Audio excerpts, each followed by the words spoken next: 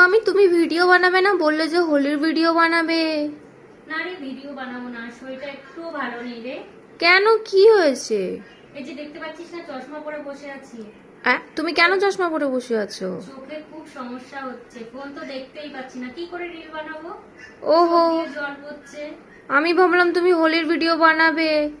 জানি না চোখে কি হলো। তুই দেখ না রে শাড়িটা কেমন লাগছে। ভীষণ সুন্দর, হোলিতে পরবে বলে নিয়েছিলে? হ্যাঁ হ্যাঁ, তোর মায়ের কাছ থেকে নিয়েছি, ভালো লাগছে। ভীষণ সুন্দর লাগছে, হোলির জন্য এটা অনেক সুন্দর।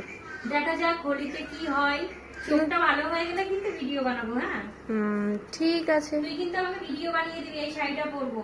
আচ্ছা আচ্ছা ঠিক আছে আচ্ছা, তাহলে। এর সাথে কোন ব্লাউজ যাবে একটু বলবি? সাদা যাবে কি? সাদা যাবে না, লালটা যাবে, হ্যাঁ আমিও সেটাই কারণ ভাবছিলাম। পাটটা লাল তো। ঠিক আছে।